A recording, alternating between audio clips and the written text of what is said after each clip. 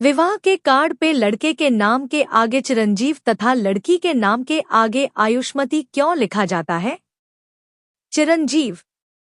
एक ब्राह्मण के कोई संतान नहीं थी। उसने महामाया की तपस्या की। माता जी तपस्या से प्रसन्न होकर ब्राह्मण से वरदान मांगने को कहा। ब्राह्मण ने वरदान में पुत्र मांगा। माता ने कहा, मेरे पास 2 तरह के पुत्र हैं। पहला 10,000 वर्ष जिएगा लेकिन महामूर्ख होगा। दूसरा 15 वर्ष अल्पायु जिएगा लेकिन महाविद्वान होगा। किस तरह का पुत्र चाहिए? ब्राह्मण बोला, माता मुझे दूसरा वाला पुत्र दे दो। माता ने तथास्तु कहा। कुछ दिन बाद ब्राह्मणी ने पुत्र को जन्म दिया, लालन पालन किया। धीरे धीरे 5 वर्ष बीत गए। माता का वह वरदान याद करके ब्राह्मणी ने ब्राह्मण से कहा, 5 वर्ष बीत गए हैं, मेरा पुत्र अल्पायु है। जिन आँखों ने लाल को बढ़ते हुए देखा है, जिन आँखों में लाल की छवि बसी है, अथाह प्रेम है, वह आँखें लाल की मृत्यु कैसे देख पाएंगी? कुछ भी करके मेरे लाल को बचा लो। ब्राह्मण ने अपने पुत्र को विद्या ग्रहण करने के लिए काशी भेज दिया। दिन रात दोनों पुत्र के वियोग में दुखी रहने लगे। धीरे धीरे समय बीता, पुत्र के मृत्यु का समय निकट आया। काशी के एक सेंट ने अपनी पुत्री के साथ उस ब्राह्मण पुत्र का विवाह कर दिया। पति पत्नी के मिलन की रात उसकी मृत्यु की रात थी। यमराज नाग रूप धारण कर उसके प्राण हरने के लिए आए। उसके पति को डस लिया। पत्नी ने नाग को पकड़ के कमंडल में बंद कर दिया। तब तक उसके पति की मृत्यु हो गई।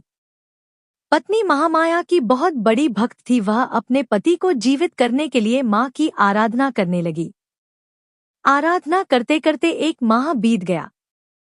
पत्नी के सतीत्व के आगे सृष्टि में त्राहि मच गई। यमराज कमंडल में बंद थे। यमलोक की सारी गतिविधियां रुक गईं।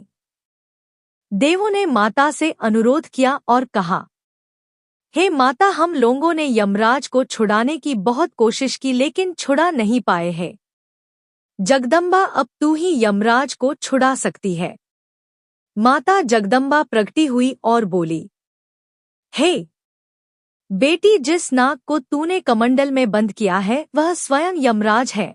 उनके बिना यमलोक के सारे कार्य रुक गए हैं। हे पुत्री, यमराज को आजाद कर दे।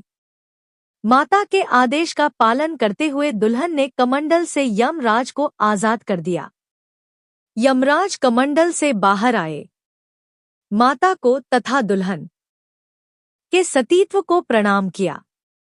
माता की आज्ञा से यमराज ने उसके पति के प्राण वापस कर दिए तथा चिरंजीवी रहने का वरदान दिया और उसे चिरंजीव कह के पुकारा। तब से लड़के के नाम के आगे चिरंजीव लिखने की प्रथा चली। आयुष्मती। राजा आकाशधर के कोई संतान नहीं थी। नारद जी ने कहा, सोने के हल से धरती का दोहन करके उस भूमि पे यज्ञ करो, संतान जरूर प्राप्त होगी। राजा ने सोने के हल से पृथ्वी जोती। जोतते समय उन्हें भूमि से कन्या प्राप्त हुई। कन्या को महल लेकर आए।